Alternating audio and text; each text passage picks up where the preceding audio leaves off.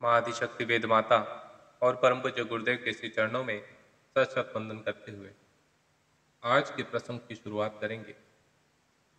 साथियों, ये प्रसंग अखंड ज्योति पत्रिका के जनवरी 1992 में प्रकाशित हुआ। ध्यानपूर्वक आत्मसात करेंगे। अंधेरा होते ही आसमान में तारे खिलखिलाकर हंस पड़ते। तितली अपनी चित्रकला का प्रदर्शन करती हुई थिरकती रहती। कोयल की मस्ती उसकी कूक में प्रस्फुटित होती रहती।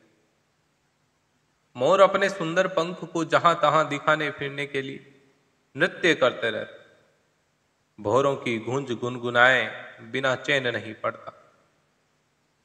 प्रकृति ने जिसे जो उपहार प्रदान किया है उन्हें पाकर वह स्वयं तो मोद मनाता ही है, अपनी उपलब्धियों का प्रदर्शन करके दूसरों का मन बहलाने में भी नहीं चूकता। चींटियां इस प्रकार पंक्तिबद्ध चलती, मानो किसी सैन्य शिक्षा कैंप से अभी उत्तीर्ण होकर लौटी। दिमके अपने वस्तु कौशल के प्रदर्शन में चूकती नहीं, दिखाती है कि वह अपने कलेवर की तुलना में कितने अच्छे किस्म का योजनाबद्ध घर बना सकती। मधुमक्खियां मधुमक्खियां रसायन वेताओं की तरह निरत हुए निरत भाव से छत्ते बनाती हुई दिखती कि ऐसा ही कुछ सृजन करके दिखाओ तो जाने।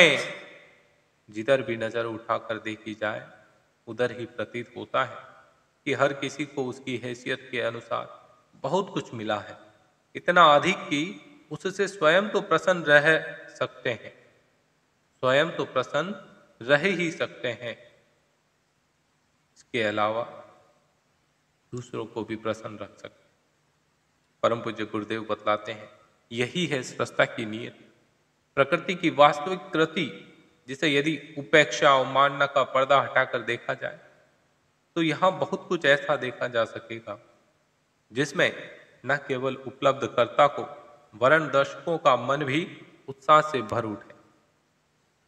हिरणों का चौकड़ी भरना, खरगोशों का दौड़ लगाना किसी का भी मन होने के लिए पर्याप्त है। मनुष्य को उसकी वरिष्ठता के अनुरूप कुछ अधिक ही मिला है।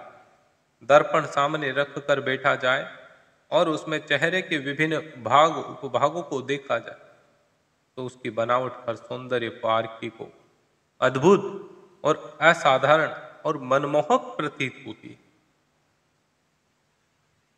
क्या ऐसा सर्वथा सुंदर चेहरा सृष्टि के किसी अन्य प्राणी को भी मिला है? इसका पता लगाने पर नहीं में उत्तर मिलेगा आपको। बालक, वृद्ध, नर, नारी, काले, घोरे, रूपवान, कुरूप, सभी में अपनी अपनी विशेषताएं पाई जाती। गुरुदेव बताते हैं कि यदि कलाकार की दृष्टि से देखा जाए तो हर किसी का चेहरा अपने ढंग का एक असाधारण सौंदर्य प्रकट करता हुआ दिखाई दे। हथेली और उंगलियों को देखा जाए तो वह प्रतीत होगा कि ऐसी लोचदार संरचना किसी असामान्य द्वारा ही बन पड़नी संभव।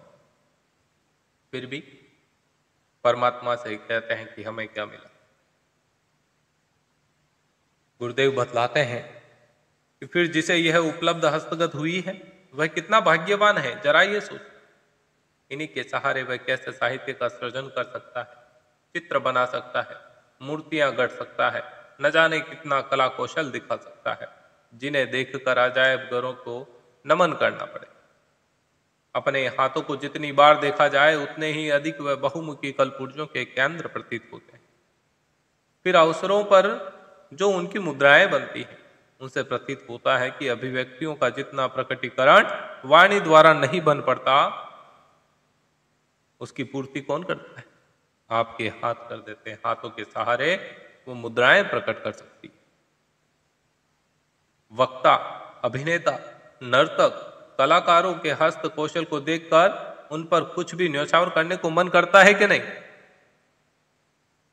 मैत्री की सघन अभिव्यक्तियों के साथ जब हाथ मिलते हैं तो लगता है मानो दो दो व्यक्तित्व मिलकर एकाएक होने जा रहे हैं।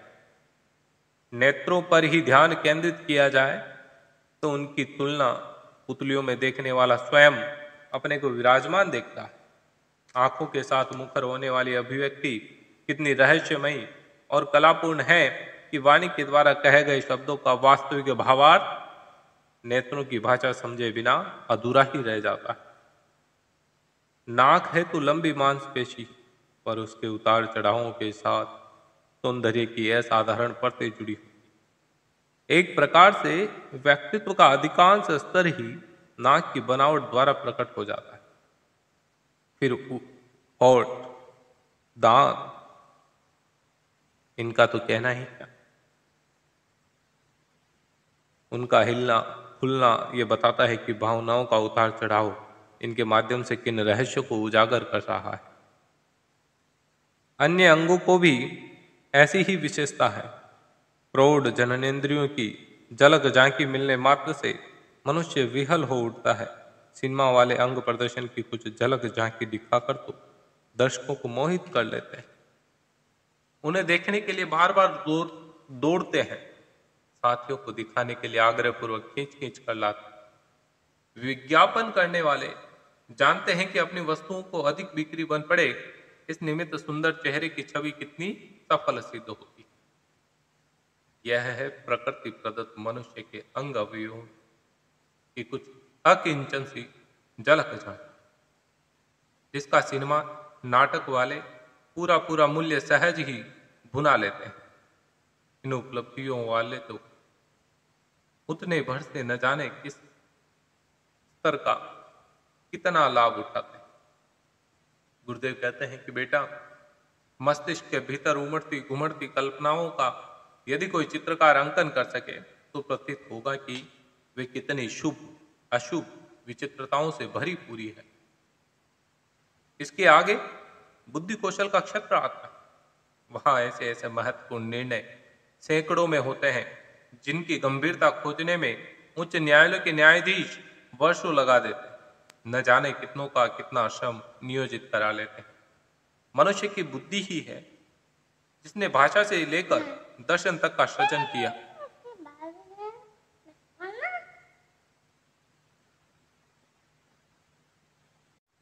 ज्ञान और विज्ञान के अगणित पक्ष इसी गुहा से टिड्डी दलों की तरह सृष्टि के आदि से अंत तक निकलते चले आए और लगता है कि प्रलय और महाप्रलय के उपरांत भी कल्प कल्पांतरों तक यह सिलसिला यथावत चलता रहेगा। कहा जाता है कि इस सृष्टि को ईश्वर ने बनाया, किंतु ईश्वर को किसने बनाया?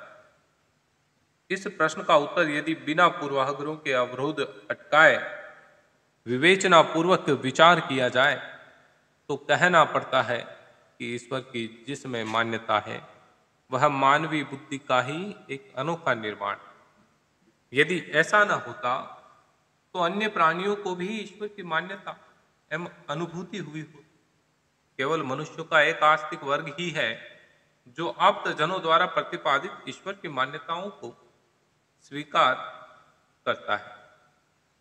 नास्तिक तो अभी भी बुद्धि से बुद्धिगत उपादानों को काटते हैं, उसे अमान्य ठहराने वाले भूचाल तक पैदा करते हैं।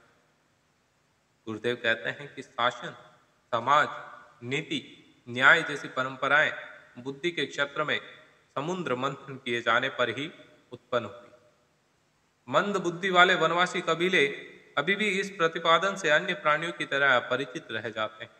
धर्मों, संप्रदायों, भाषाओं, देशों में, संस्कृतियों में विश्व इन्हीं दिनों बटा हुआ है। सभी अपने प्रिय प्रदेश को सही मानते हैं, उसके लिए लड़ने मरने तक को तैयार रहते हैं, पर भूल जाते हैं कि सारा पसारा उसी के द्वारा परिपोषित होकर विभिन्न कलेवर ओढ़कर अपने अपने ढंग की अपनी अपनी भूमिका निभा रहा है। इस संसार में मनुष्यों की भी एक जाति, एक ही प्रकार का उनका स्वभाव, रुख, रुझान, क्रियाकलाप होना चाहिए, किंतु देखा जाता है कि एक ही बिरादरी के लोग इतनी विचारधाराओं और दायरों में बटे हुए हैं कि इन्हीं विभेदों के कारण मरने मारने तक की नौबत आती है। मरने मारने तक को उतावले हो उठते हैं। यह कुछ नहीं, मात्र बुद्धि की भानुमति पिटारे से निकले हुए अजूबे मात्र। एक दिन ऐसा भी आने वाला है कि मस्तिष्क की यह धारा अपना सारा पसारा समेट लेगी, तो सारा मकड़जाल इकट्ठा होकर एक गोली की तरह मकड़ी के पेट में चला जाए और समूची मानव जाति एक परिवार की तरह हिल मिलकर रहने लगे। गुरुदेव बतलाते हैं कि बेटा बुद्धि से आगे चेतना का भाव संस्थान है। इसमें भावनाएं, मान्यताएं, आस्थाएं भरी पड़ी, श्रद्धा, प्रज्ञा और निष्ठा का इसी में निवास है। उत्कृष्टता, आदर्शवादिता, करुणा, सहिष्णुता, संयम जैसे मनुष्य को देवता बना देने वाले सद्गुण इसी क्षेत्र में निवास करते हैं। इसी को परिष्कृत कर लेने पर मनुष्य स्वर्ग जैसे आनंद में डूबा रहता है। जीवन मुक्ति और भाव समाधि जैसे परम लक्ष्य को इसी संस्थान के अंतर्गत प्राप्त कर लिया जाता है। महामानव पद प्राप्त करने से लेकर रिद्धि सिद्धियों का अधिष्ठाता बना देने वाली संभावना इसी केंद्र पर केंद्रीभूत है। गुरुदेव कहते हैं कि ईश्वर का निवास इसी केंद्र में है।